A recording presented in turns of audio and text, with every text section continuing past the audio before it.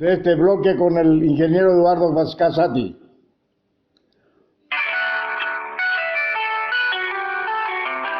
Mediante el financiamiento de Itaipú Binacional, el liderazgo del Ministerio de Agricultura y Ganadería y administrado por UNOPS, se implementa el proyecto de desarrollo integral de la agricultura familiar paraguaya, DIASPA, y gracias a estas organizaciones ya establecemos este contacto telefónico.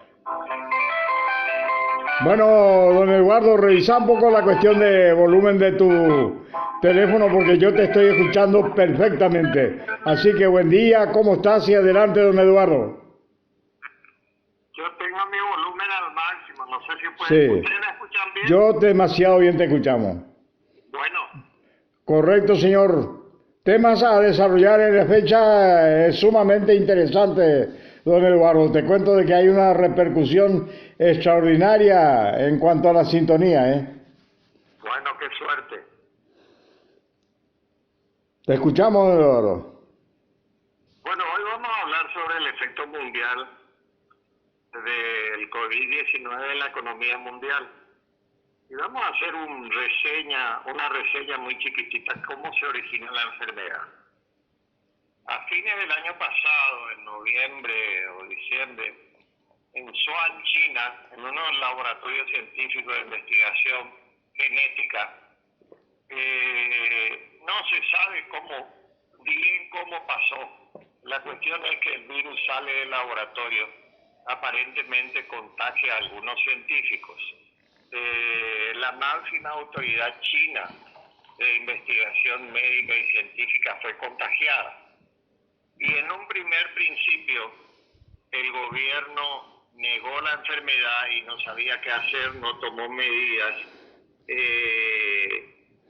Y eso fue un gran error. Este científico, que era el padre de la ciencia en China, termina muriendo por la enfermedad. Cuando eso sucede, las autoridades chinas se asustan, hacen un bloqueo que el sistema comunista le permite y bloquean 14 millones de personas, toda la región de Wuhan, que no se puedan trasladar para evitar el contagio de la enfermedad. ¿Cuál es la característica de la enfermedad? Que nadie sabía nada, que tiene una facilidad de contagio extraordinaria. ¿Y cuál es? Y como los medios de comunicación hoy día están muy extendidos, hay una globalización muy grande, todo el mundo vuela a todo el mundo. De China salen varias personas hacia el exterior, varias miles, y varias miles de personas van a Chile, y entonces la enfermedad se contagia muy rápidamente. En enero el gobierno chino notifica la aparición de la enfermedad y los diversos gobiernos empiezan a tomar las medidas que estiman pertinentes. Pero fue una decisión difícil porque no se sabía nada de la enfermedad, ni del tratamiento, ni de las consecuencias, ni del origen. Y es así que vamos a tomar los ejemplos más relevantes. Llega a Europa, y en Europa en 2 países causan estragos, en España y en Italia. En Italia, en la zona de la Lombardía, que se caracteriza por ser una región en el norte de Italia de gente de bastante edad, que son los más susceptibles de contraer la enfermedad, el gobierno no toma medidas, no sabe qué hacer y se empieza a morir mucha gente. Y cuando se anuncia que se va a hacer un cerco sanitario, la población de la Lombardía empieza a dispersarse por Italia para no quedar encerrado dentro del cerco. Entonces propaga la enfermedad. Y en España pasa la misma cosa. Todos los países europeos tienen la característica de tener mucha gente vieja, y los países en desarrollo tienen la característica, como Paraguay, de tener gente joven. Entonces, la enfermedad en la gente joven, en líneas generales, no ocasiona grandes problemas. La gente se enferma, hace un cuadro febril, algunos ni siquiera tienen sintomatología, que es lo peor que hay, porque no se dan cuenta que tienen la enfermedad, son portadores de la enfermedad, pero ni siquiera tienen conciencia, porque no tienen síntomas. Y otros sí tienen síntomas de decaimiento, fiebre, empiezan a contagiar y se produce un contagio masivo. Y el peligro es que las personas viejas, las personas de edad de 65 años para arriba o 70, tienen su sistema inmunológico debilitado. Y si no tuvieran enfermedades de fondo, si no tuvieran, por ejemplo, problemas cardíacos o efemas pulmonares, o gente que tenga pico de presión o diabetes, el porcentaje de mortandad de la gente vieja que se enferma es muy alto. 9 de cada 10 mueren. Y además no había tratamiento conocido. Entonces, se disemina brutalmente en Europa, fundamentalmente en España y en Italia, que tiene índices alarmantes. En Francia hay una diseminación bastante fuerte. Y depende, ahí sucede dos cosas. Hay dos tipos de actitudes que toman los países. Algunos países ven como un verdadero problema y entonces imponen restricciones sanitarias y movilidad de las personas muy fuertes que terminan afectando seriamente a la economía, pero evitan la propagación de la enfermedad. Y otros países, increíblemente algunos países muy desarrollados, como que no le dan la importancia o no creen en la enfermedad. Y vamos a citar en ese ejemplo Inglaterra, estamos hablando de Europa. No le dieron importancia a la enfermedad, dijeron que se iba a superar sola, que el organismo tiene la capacidad de resistir. En resumen, una política equivocada determinó que el hijo de la reina terminara enfermo, el primer ministro terminara enfermo y miembros del gabinete terminaran enfermos. Cuando se dan cuenta que la enfermedad no es una broma, impone las medidas sanitarias de restricción de movimiento, de aislamiento, para que no se produzca la diseminación de la enfermedad. En otros países increíbles como Estados Unidos, tampoco le dan la importancia necesaria y tampoco imponen medidas restrictivas. Y Estados Unidos tiene la característica de que es un país federal. Eso quiere decir que los diferentes estados son autónomos en sus decisiones. Y algunos estados hacen una veda sanitaria y otros no, pero no hay una obligación, como hay en nuestro país, de que esas decisiones dependen del gobierno central. Cuando en Paraguay, que es una república unitaria, se declara la pandemia, el gobierno toma las decisiones y obliga al cumplimiento de las normas.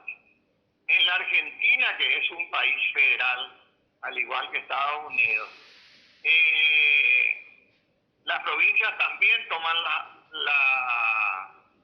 sus propias decisiones en cuestión de salud. Y ellos al principio, los primeros días, no tomaron ninguna medida, pero cuando se produjo una infestación masiva y ya se conocía lo que estaba pasando, el gobierno federal ordenó medidas restrictivas muy grandes en materia de salud. Y bueno, para pintar un panorama global de América Latina, hay dos países que se destacan nítidamente por el mejor manejo administrativo y sanitario que hicieron de la enfermedad. Esos países son Paraguay y Uruguay. En Paraguay, durante la aparición del primer enfermo, y en eso nosotros tenemos una gran ventaja, tenemos un país no muy conectado mundialmente, con muchas restricciones de vuelo o dificultades de llegar aérea a Paraguay. En marzo, cuando se da el primer caso, el gobierno impone una medida de control sanitario y de queda sanitaria. Por recomendación de los equipos médicos. Y afortunadamente, en el gabinete del presidente se discuten las medidas y todos los técnicos dicen que hay que hay que aprobar una veda sanitaria, que fue una medida muy acertada, que todo el mundo no tenía que salir y que después gradualmente se iba a permitir salir porque no hay tratamiento conocido. Entonces Paraguay y Uruguay son los países de menor contagio y diseminación de la enfermedad, pero se sabe que con el tiempo la gente tiene que volver a su actividad económica y entonces se hace por pasos y en forma gradual y se implementan protocolos de comportamiento. La enfermedad existe y es espantosamente contagiosa. Bueno, pero ¿cómo evitamos el contagio?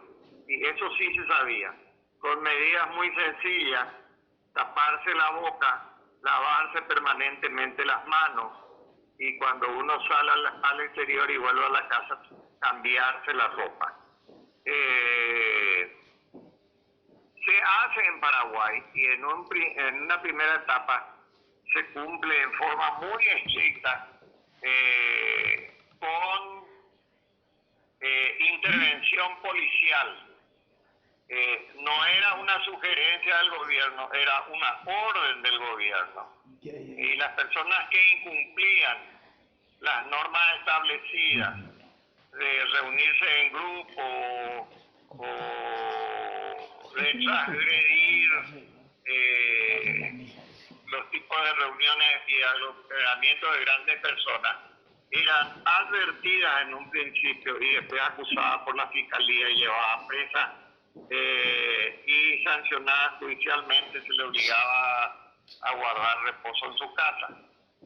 ¿Cuál era el problema a nivel mundial y por qué se murió en Italia y en España tanta gente? Porque la diseminación de la enfermedad fue tan rápida que no estaban preparados para absorber un volumen de gente tan grande en los diferentes centros de salud del país. Y prácticamente no había ningún solo país que tuviera una estructura hospitalaria sobredimensionada como para hacer frente a la crisis. El único país de Europa que tenía esas condiciones era Italia. Francia y España no tenían y se murieron miles, pero miles de personas y se contagiaron muchísimas personas. En Paraguay, afortunadamente, se tomaron medidas muy radicales. Y digo que fue una suerte porque nuestra infraestructura hospitalaria, que había sido descuidada por muchísimos años, tenemos deficiencia en el sector salud de todo tipo, de baja asignación presupuestaria, de disponibilidad de camas. Los especialistas que desarrollaron modelos matemáticos para determinar el porcentaje de población que se iba enfermando de acuerdo a los datos que tenían y la progresión que la enfermedad tenía, concluyeron que la mortandad sería un desastre en Paraguay por su baja capacidad instalada de terapia intensiva. Y las personas que se enfermaban tenían que ir a terapia intensiva. Y si fueran viejos, más todavía.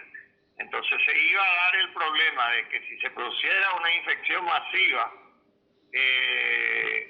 tendríamos que elegir entre salvar a la gente joven que estuviera grave y abandonar a la gente vieja que estuviera enferma, como sucedió en España y Italia.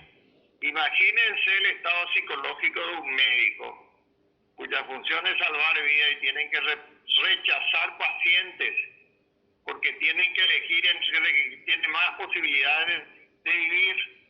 Si fuera una persona vieja, el 9 de 10 se muere si tiene algún síntoma de base, y si es una persona joven, muchísima gente se salva. Entonces se produce un desastre en el mundo. Las economías del mundo que se proyectaban para el año, eso fue en el 2019, que iban o que tuvieron un crecimiento económico muy importante, y esta es la importancia de la economía mundial. La economía mundial en el año de 2019 se estimó y creció en los países desarrollados al 2.9%.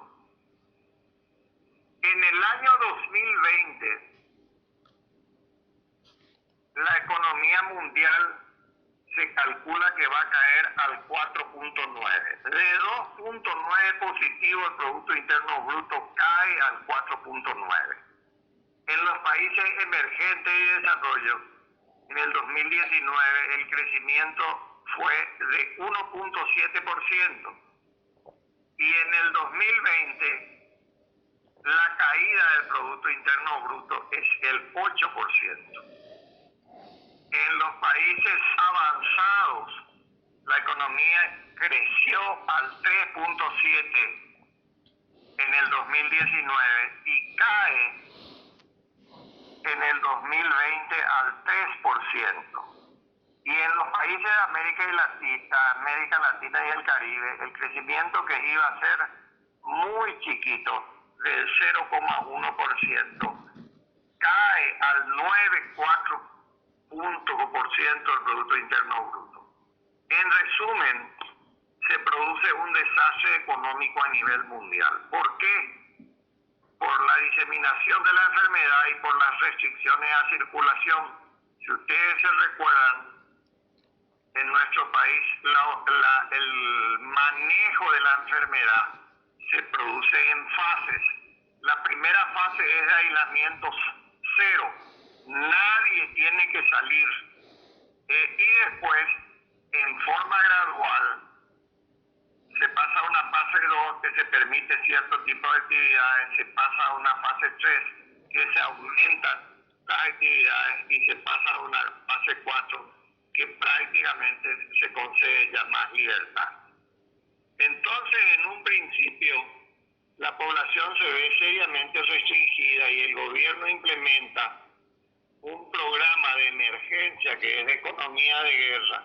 Se asignan 1.500 millones de dólares para dos funciones fundamentales. La primera es para dotar al sistema hospitalario de la capacidad técnica de su personal médico y paramédico ligado al tratamiento de la enfermedad, de concientizar a la población.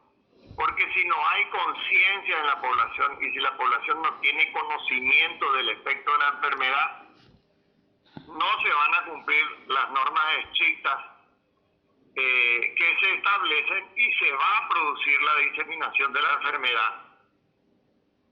La asignación presupuestaria prevía evitar el contagio masivo en un principio para crear la infraestructura hospitalaria, porque sabíamos que no teníamos camas suficientes para poder atender a todos los enfermos. Ampliamos, Casati, esto, por favor. Para la dotación de los insumos. Casati, vamos a ampliar esto después del corte, por favor. Bueno, Marco Vallejo, contigo. Cuento de que hay una retransmisión con la www.radiocumbre.com.pi para todo el mundo. Radio La Unión cubriendo gran parte del país. Por otro lado, Osvaldo Martínez con la cadena de emisoras de San Pedro está atento a esta participación tan importante tuya, como también la radio Itapé del departamento del Guairá y la Cosa de Concepción retransmite esto en diferido en otro horario. Así que don Máximo Hey también con Radio Curubatí, todos atentos a esta incursión tuya muy interesante. Te seguimos escuchando, Eduardo.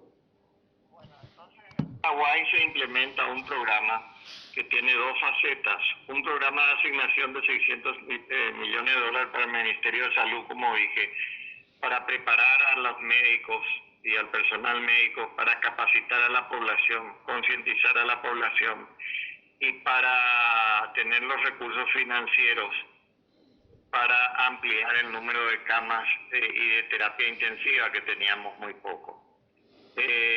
Con un éxito total en el principio en términos de prevención de enfermedades, se destinan 1.100 millones de dólares para la reactivación económica, porque ¿qué es lo que pasa? Las empresas dejan de trabajar porque se cierra y entonces no tienen capital necesario para pagar a sus empleados. Hay desempleos masivos y pérdidas masivas de empleo y de retracción económica. Ya leímos los niveles de desaceleración económica que hay en Estados Unidos. Y pasan cosas que son llamativas. Vamos a analizar los comportamientos y lo que implica la educación de las personas. En el Brasil no se impusieron medidas sanitarias restrictivas porque el presidente no creía en eso, echó a 2 ministros de salud por contradecirle o porque los ministros querían obligar a que se tomen medidas de salud preventivas, y hay una infestación masiva, pero masiva en el Brasil. El crecimiento del Producto Interno Bruto de Brasil prevé una caída del 9%. En la Argentina, que tiene una situación sumamente delicada, al principio no hacen caso, pero después se espantan con lo que puede pasar y toman medidas en extremo restrictivas. Y la Argentina está sumida en una crisis financiera que es espantosa. Tiene un déficit fiscal porque gasta más de lo que le ingresa y tiene un nivel de endeudamiento alarmante. Entonces, la Argentina controla la enfermedad, pero las repercusiones económicas debido a la situación económica del país es muy, pero muy seria. La caída del Producto Interno Bruto en la Argentina se estima en el 9%. Hay países que registran niveles de mortandad y de infestación que asombran. Ecuador es un espanto. Bolivia también. Perú tiene cifras alarmantes. Chile, llamativamente, uno de los países más organizados, disciplinados y de mayor crecimiento económico latina, tiene niveles de infestación masiva. Nicaragua, que tiene un gobierno comunista, niega la enfermedad, entonces no se conocen, no hay datos oficiales, pero como no se restringe el movimiento de las personas, dice que es impresionante la cantidad de muertos y contagios que hay. Y cuando las estadísticas oficiales atribuyen la mortandad a cualquier cosa menos al coronavirus, porque el coronavirus para ellos no existe. Estados Unidos no impone medidas restrictivas y entonces hay una infestación masiva de la gente y una mortandad muy grande. Y ahora viene el cambio de conducta, lo que es, los países nórdicos no impusieron medidas restrictivas, sugirieron a la población. Ahí no se ordenó como se ordenó acá, quédese en su casa.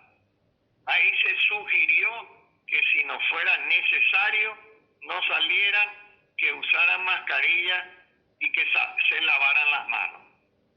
Y tienen el índice de infestación bajísimo, porque es una cultura diferente. La gente está acostumbrada a tener una conducta social. Lo mismo pasó en Alemania y lo mismo pasó en Corea y en Japón. Son países sumamente disciplinados, sin medidas coercitivas, sin castigo por el incumplimiento. El cumplimiento se dio porque los ciudadanos consideran una obligación seguir los consejos del Estado. Entonces ellos tomaron sus propias medidas preventivas. No fueron impuestas, fueron sugeridas. Bueno, ¿y qué pasó en Paraguay? Y en Paraguay fue felicitado por su programa preventivo de salud y su programa económico, que preveía inyectar una masa de dinero muy grande en el aparato productivo, destinada a las pequeñas y medianas empresas y a las empresas más grandes, para ampliarle los plazos del pago de sus deudas, de manera que la obligación financiera, si las empresas tenían, no fuera el factor que desencadenara la crisis y el desempleo. Se bajaron las tasas de interés, se dieron, y los bancos decían, pero ¿cómo vamos a prestar nosotros ese dinero? Porque el dinero lo presta el gobierno le presta a los bancos y los bancos prestan ese dinero. El gobierno le garantiza que el 90% de la deuda que no se pague de la morosidad va a ser cubierta por el gobierno. Entonces, las medidas de política sanitaria y económica que tomó Paraguay fueron citadas como ejemplo en el mundo, y en un principio marcharon bastante bien. ¿Y qué pasó en Paraguay?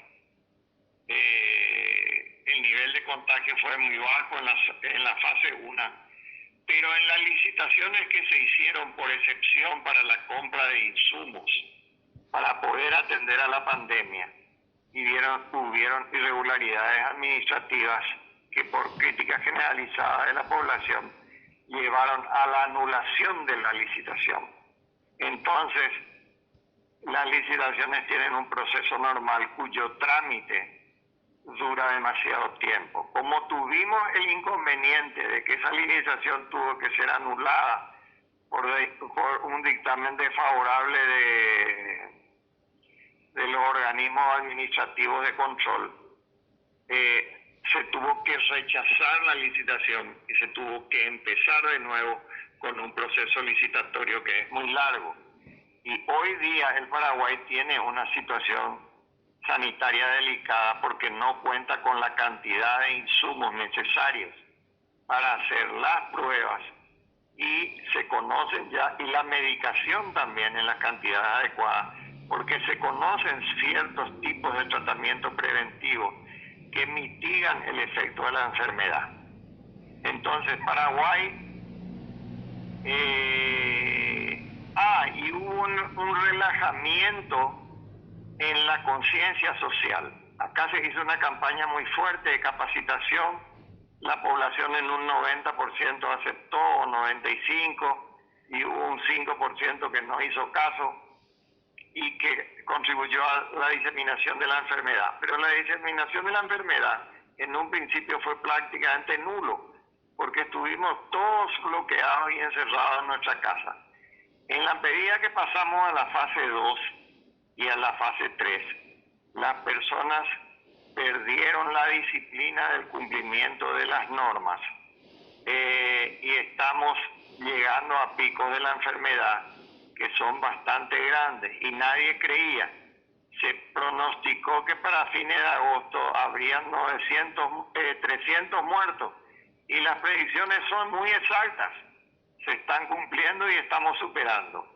Y todavía no llegamos al pico y tenemos el 80% de las camas de terapia intensiva ocupadas. O sea, podría suceder que el sistema sanitario se vea rebasado. Y si se ve rebasado, matemáticamente ellos saben el nivel de mortandad va a ser muy alto. Entonces el gobierno está apelando nuevamente a la conciencia social, que es lo que hay que hacer, porque estuve hablando del ejemplo de los países nórdicos y Alemania y de los países asiáticos que tienen una conciencia social muy fuerte y sin medidas restrictivas serias, ellos lograron un control muy riguroso de la enfermedad. Bueno, ¿qué pasa en la economía del mundo? Y hay una retracción económica mundial, porque el momento que no se produce, porque la gente no puede ir a trabajar para que no haya contagio, miles de actividades se pierden, cientos de miles de puestos de trabajo. Se perdieron 190 millones de puestos de trabajo. ¿Qué reacción tienen los países? Y los países, en mayor o menor medida, más tarde o más temprano, para hacer frente a la crisis, inyectan una enorme masa de dinero para ayudar, en primer lugar, a los programas de salud y en segundo lugar a los programas económicos.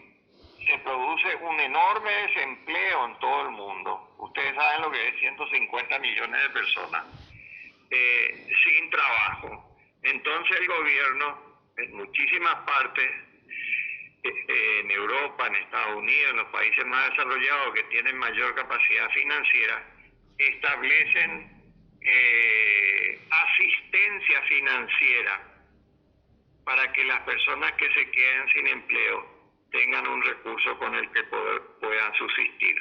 Nosotros también hacemos lo mismo. Tenemos 2 programas de ayuda a la gente que vive del día a día, con la diferencia que la capacidad económica del Paraguay es muy restringida en relación a los países desarrollados, y lo que nosotros damos como ayuda financiera es 1/3 de un salario mínimo, que básicamente para lo que ayuda es sencillamente para subsistir.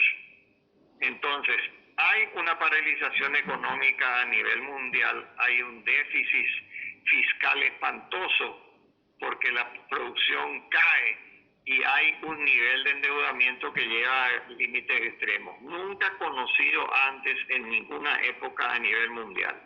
El impacto económico y financiero de la pandemia es pero tan grande que estamos viendo la caída del Producto Interno Bruto. Estados Unidos, el país más rico del mundo, su Producto Interno Bruto cae al 9%. Y así sucesivamente. Ya dije, Brasil 9%, Argentina 9%. El Paraguay, que se estimaba que iba a crecer este año, el año pasado tuvo un crecimiento cero, un déficit de crecimiento debido a la sequía extraordinaria y a los bajos precios de sus productos agrícolas. Este año había un aumento muy grande de producción y se estimaba que el Producto Interno Bruto iba a subir al 5%. Sin embargo, como consecuencia de la enfermedad y las secuelas económicas, la caída del Producto Interno Bruto se estima entre el 3 y el 5%, posiblemente esta última cifra. Eso pasa en todo el mundo. Y adicionalmente pasa una cosa que contribuye a agravar la crisis.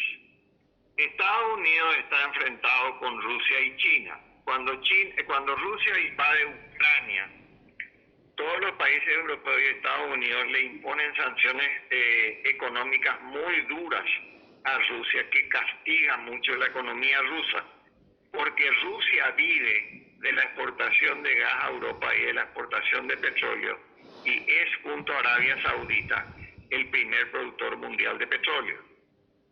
Bueno, la crisis económica, la falta de movilidad de las personas, las compañías aéreas quiebran porque se anulan todos los vuelos.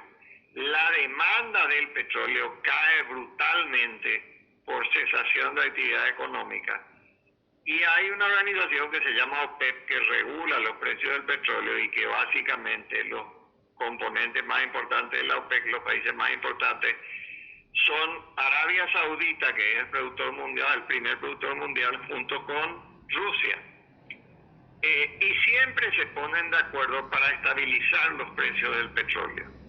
Pero como surgen diferencias entre Arabia Saudita y Rusia ve la oportunidad de vengarse de Estados Unidos por las medidas económicas restrictivas financieras que la Unión Económica Europea y Estados Unidos le imponen a Rusia, genera una guerra del petróleo.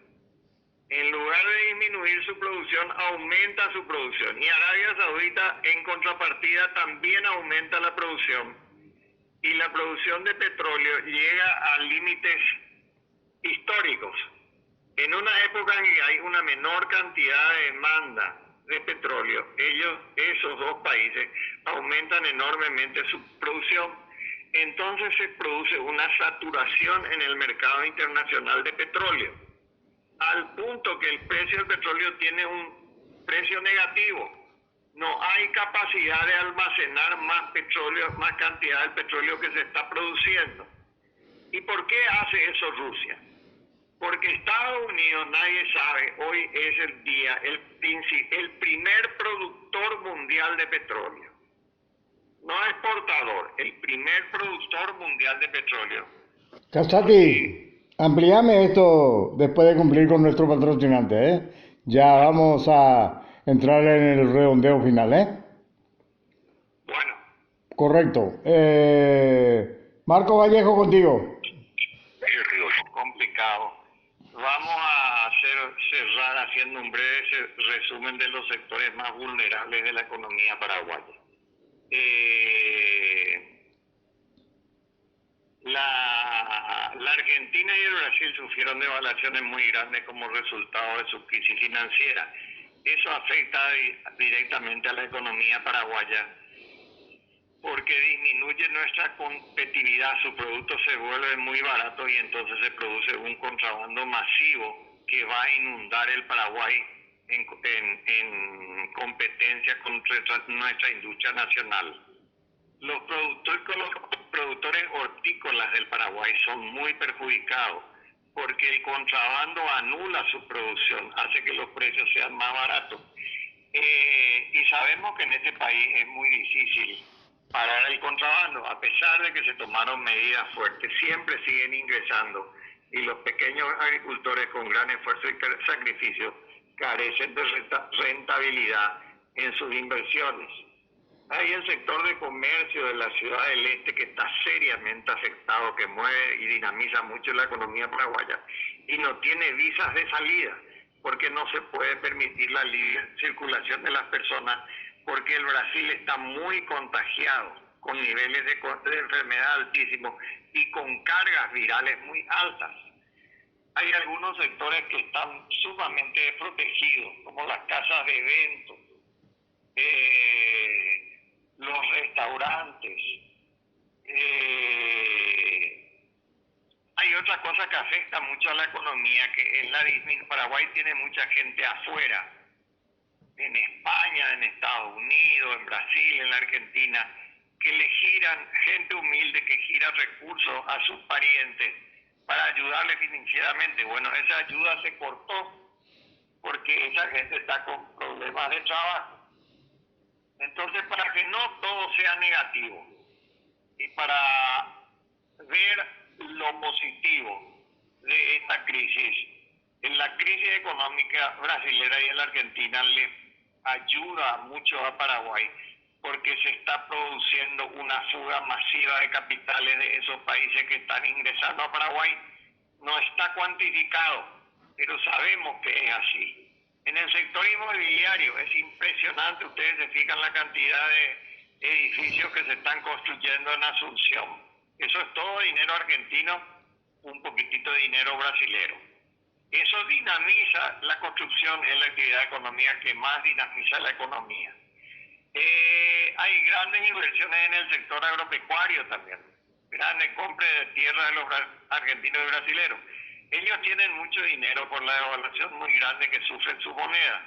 Entonces aquellas personas que tienen la capacidad de sacar su dinero vienen a invertir en Paraguay y eso ayuda a nuestro crecimiento económico. En resumen,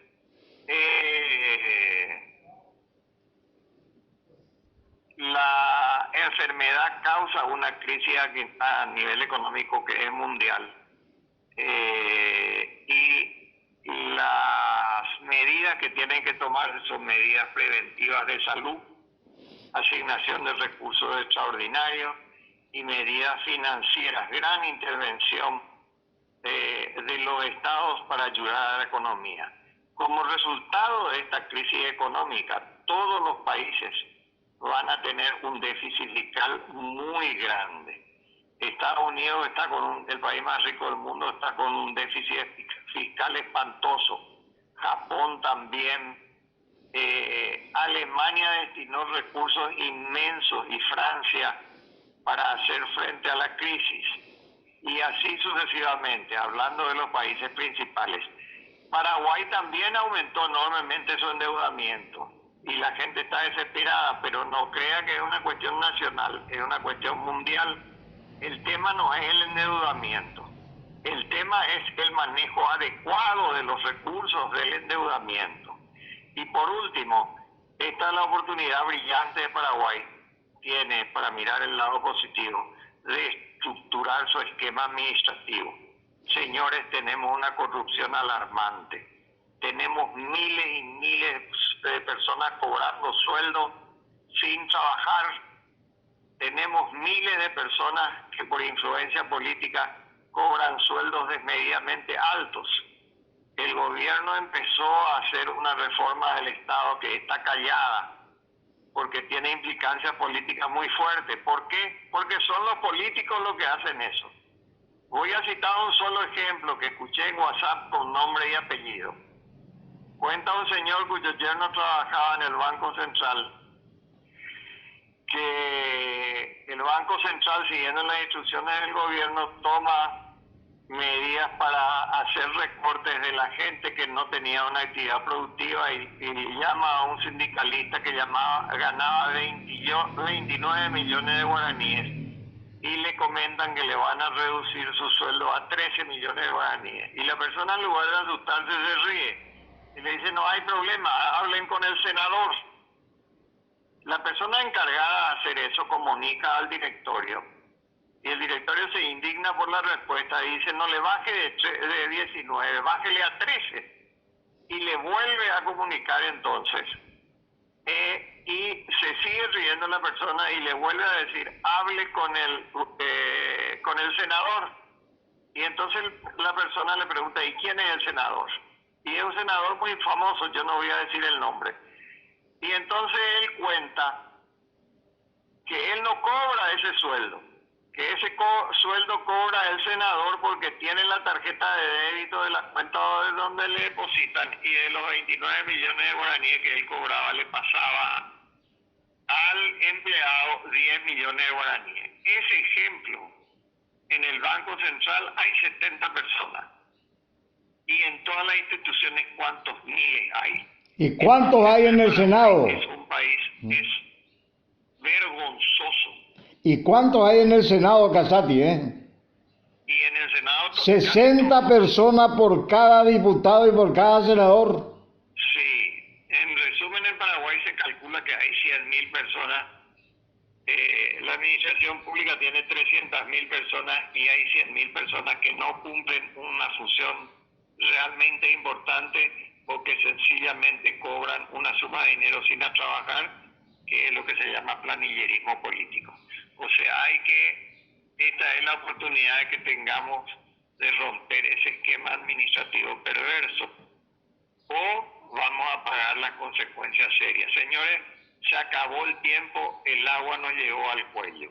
O Paraguay modifica su estructura administrativa y termina con estos saqueos que los políticos hacen del Estado y mejora su sistema judicial sancionando a los culpables, porque ¿por qué hay tanta corrupción? Y porque hay impunidad, porque no hay sanción. Todos los días vemos en el diario que todos los intendentes recibieron plata de FONACYT y no rinden cuenta y están pidiendo que se le da y se le vuelva a dar recursos adicionales. No hay que darle nada, hay que mandarle peso a todo el mundo. La principal restricción va a ser que la cantidad de personas que tengan que ir a la cárcel va a ser tan grande que no solo vamos a tener un problema de salud, de educación y infraestructura como que tenemos, sino que tenemos un déficit de cárceles en Paraguay. Hay que destinar enormes recursos a construir cárceles. Hay demasiado canibalismo de los recursos del Estado y no hay sanción y no es justo. Entonces mucha gente dice: pero si echamos toda esta gente a la calle, ¿de qué va a vivir? Y me pregunto, esa misma plata, bueno, ok, sigamos con esa gente y entonces sigamos con la gente que se muere porque no tiene remedio. Preferimos destinar esos recursos a salud, a educación e infraestructura y tratar de por otra manera generar empleo promoviendo la inversión en el Paraguay, o vamos a seguir con la misma política de gastar más de lo que se gana y que todos los recursos del Estado, el 84% de los recursos que ingresan el Estado se van para pagar salarios? Y ahora están en plena economía de crisis algunos políticos proponiendo aumentos impositivos. Señores, eso es aberrante, es indignante y el pueblo paraguayo se está cansando. Yo Ojo. como ciudadano estoy cansado, el periodismo está cansado de denunciar y no pasa nada. Los juicios se dilatan y se dilatan y se dilatan y nunca hay sanción ejemplarizante. Este país no es viable si no tomamos medidas administrativas serias y es un país muy lindo. Casati, No hay derecho que Eduardo. Sí, lamentablemente se acabó nuestro tiempo, ¿eh? bueno, se acabó nuestro tiempo, pero el mensaje quedó claro. Sí, sí, señor. Clarísimo. Paraguay tiene un potencial de ser un país mejor y tiene los recursos para ser un país mejor, pero tiene que usar adecuadamente sus recursos y se tiene que acabar con el despilfarro descarado del dinero y con la falta de sanción del sistema judicial. Gracias, Eduardo. Muchas gracias. Muy amable, mira, extraordinaria la participación, ¿eh? Hay una repercusión extraordinaria. Bien, vamos a volver la próxima semana con otros comentarios que realmente interesa a la opinión pública. Final del programa. Retroalimentarnos, César, que Sí, la gente señor. opine sobre y que nos diga si hay algún tema que se quiere tratar. Correcto. Muchas gracias. Final del programa Barister Agropecuario. Ya el departamento de prensa con informaciones de primera mano. Marcos Vallejo, muchas gracias por tu apoyo. Volvemos mañana a las 4 de la mañana. Han sido ustedes muy amables. Muchas gracias.